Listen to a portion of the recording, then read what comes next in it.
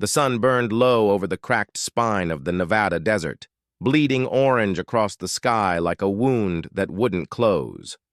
Dust hung in the air like a veil, and the wind carried only the cries of hawks and the dry rasp of wagon wheels grinding over sand. John Carey had ridden all morning. His horse, Boone, needed water and rest, but something in John's gut told him to keep going just a little farther.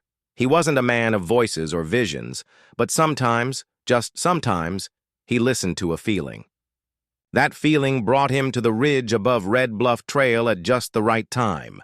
Down below, a wagon kicked up a crooked storm of dust. Two men sat on the bench, rough, wide-shouldered types with rifles slung behind them like unfinished threats. In the back, chained between barrels and a stack of feed sacks, sat a girl no older than 16.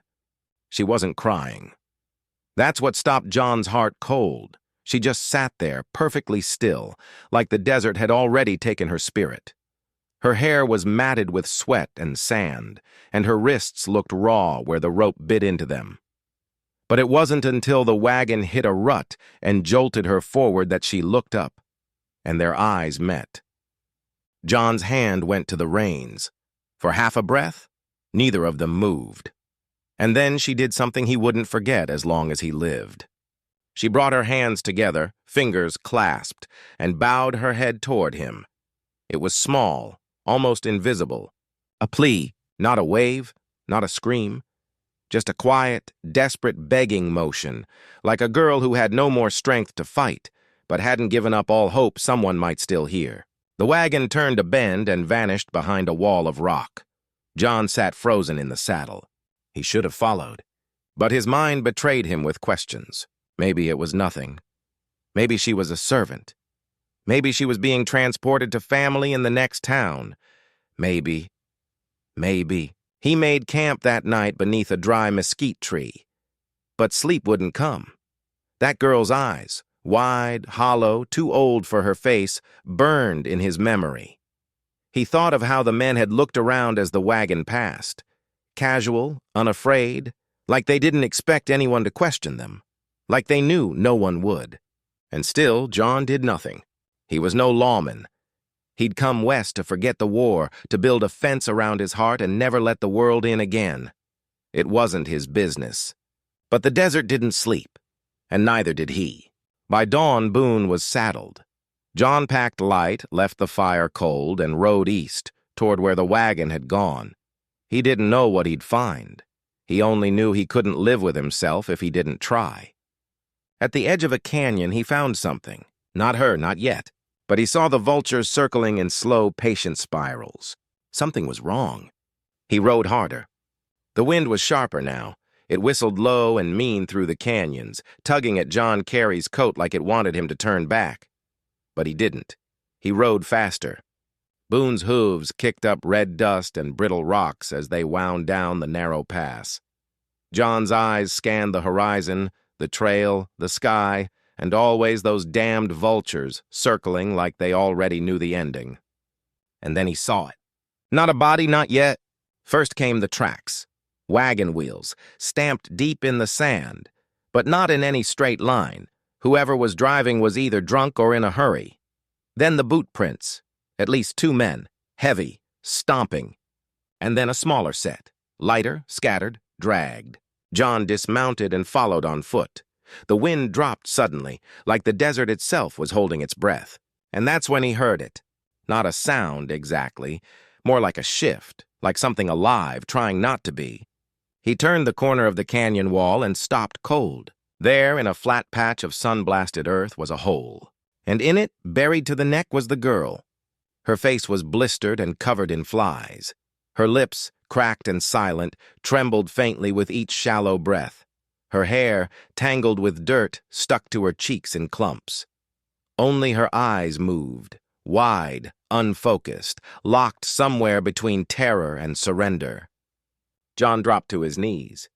Hey, I got you," he whispered, already clawing at the packed dirt with his bare hands. She didn't respond. He didn't expect her to. The earth had been rammed down hard around her shoulders, like someone had wanted her to suffocate.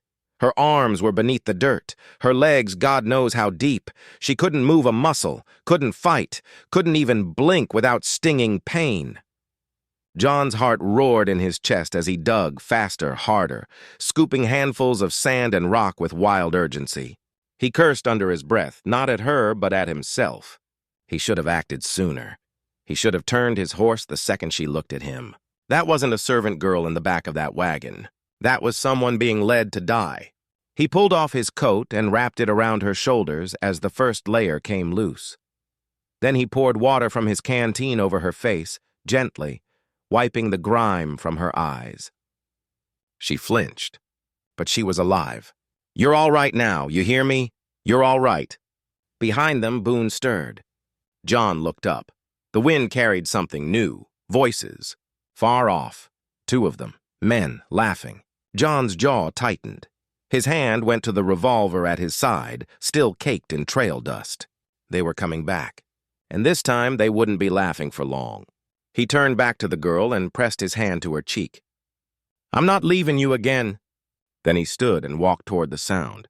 The sun rose higher behind him, casting his shadow long and sharp across the canyon wall. Dust swirled at his feet, and with every step, the quiet cowboy that Red Bluff once called invisible began to burn like a match someone finally struck in the dark. The voices were clearer now, close, echoing off the canyon walls. One sharp and wheezy, the other low and slurred, like a drunk laughing at his own joke. John Carey followed them with a calm that betrayed the fire under his ribs. The same fire that had burned ever since he'd ridden past that wagon, since those pleading eyes met his and he did nothing. Not again. He moved up the slope, boots careful on loose gravel, hand resting on the colt at his hip. He didn't need to ask if these were the ones. He knew. Men like that don't come back to check on someone unless they want to see the damage. And sure enough, there they were. Two men in filthy dusters, sitting on a boulder overlooking the clearing, passing a bottle between them like they were fishing instead of watching a girl die. One of them, thin as a rattlesnake and twice as twitchy, held a shovel. The other was broad, slack-faced, a boiled red scar trailing from his eye to his jaw. John spoke before they saw him. "That your work back there?" They turned, slowly, like they didn't believe anyone would dare interrupt their little show. The thin one stood first. "Well, look what the wind blew in," he sneered. "You lost, cowboy?" "I was," John said, voice flat. "Then I found her." The big one scratched his belly and chuckled. "You mean the girl? Hell, she ain't your problem." "She is now." The skinny man tilted his head, grinning. "That so? Ain't how it works out here. She owed a debt.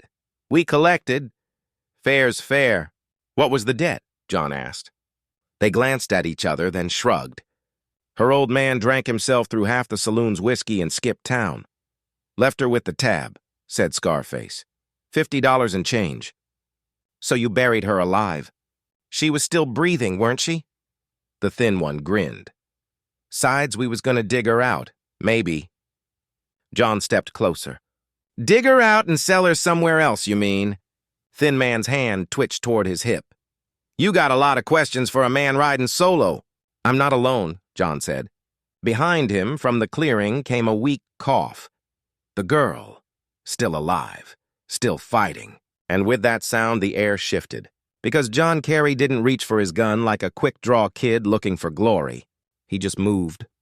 2 shots cracked in under a second. The thin man dropped his pistol before it cleared the holster, screaming as the bullet ripped through his wrist. The second man lunged forward with a yell, but John met him mid-charge, driving a fist into his gut so hard the wind left his lungs like a kicked mule. The big man doubled over, groaning. John didn't speak. He didn't need to. He turned the shovel on its owner and smashed the flat end across the man's knee. Something cracked. The scream echoed for miles. "You leave her there to die," John said, voice low, steady, shaking with restraint, "and then come back to watch. That makes you worse than thieves." Thin man whimpered, crawling through the dust. "It was just a job." Number it was a choice. John holstered the Colt and walked away. The law in Red Bluff might not care. Sheriff Denton was half blind and fully drunk most days, and he'd probably call it a dispute if it ever reached his ears. But John didn't ride for the sheriff. He rode for the girl who couldn't scream. When he got back to her, her eyes fluttered open again. He didn't waste a second. He dug with both hands, deeper, faster, until her shoulders came free, then her arms, stiff and useless from being trapped so long. Finally, her waist and hips. He lifted her carefully like she was made of glass. She didn't speak, couldn't, but her fingers curled faintly in the fabric of his coat. That was enough. The sun dipped low over the canyon by the time he made a fire and got her some water. She leaned against a saddle blanket, trembling but conscious. He didn't ask her name. Not yet. He just sat beside her as night fell, his hat pulled low, one hand resting on the revolver by his leg. Because someone might come looking for her, and this time they'd find him waiting. She slept hard through the night, curled up near the fire like an animal that had been hunted too long. John Carey kept his vigil in silence, back pressed to a rock, eyes on the dark horizon. The canyon held its breath. Only the crackle of the flames and the dry rustle of sagebrush in the wind gave any sign that the world was still turning. By dawn, her fingers had uncurled. He handed her a piece of jerky and some water. She drank slow, lips split, throat sore. She hadn't said a word since he dug her out, but she didn't have to. Her eyes, swollen, red, filled with something more ancient than pain, spoke louder than any words. John saddled the mare and lifted her into the saddle before him. She winced, but clung tight as he turned toward Red Bluff, toward the saloon, toward the men who put her in the ground. Because what they did wasn't just cruel, it was public, done in plain sight, and folks had watched, maybe flinched, maybe turned away, but not one had stepped forward, and that was going to change. They rode into town at high noon. Dust swirled around them as boots hit dirt, eyes turned, and silence dropped over the main street like a thunderclap. The saloon doors swung lazily in the wind. A card game froze mid-hand. The piano stopped. The bartender, wide-bellied Marvin Stokes, went pale behind his polished bar. John tied the reins to the post in front of the saloon. The girl stayed on the horse, clutching the saddle horn wrapped in his duster. He stepped inside. "You boys robbed her of dignity," he said, loud enough for the room to hear. "And now you're gonna pay." Marvin tried to bluff. "Look, Carey, I didn't know what they were gonna do." "Yes, you did," John cut in, voice cold. "You let it happen. On your porch." "She owed the house," Marvin barked. $50, John. She had no family, no name. Her daddy drank up the whole town." "Then take it from him," John said, tossing a pouch of coins onto the counter. It hit with a satisfying thud. "That's your 50. She ain't yours to—" John didn't wait for him to finish. "She's not yours at all," he said. "But now, her debt's mine. That makes this between you and me." Marvin's face twisted, something foul boiling up behind his eyes. He reached under the bar. Too slow. John drew and cocked the Colt before Marvin's hand reached the shotgun. "Don't." The whole place froze. Nobody moved. Nobody breathed. Then Marvin slowly raised both hands. Behind John, someone stepped forward. A lean woman in a shop apron, the butcher's wife. Her voice wavered but held. "She came to me once, weeks ago," she said, "asking for bread. I told her I couldn't help, that it wasn't my place."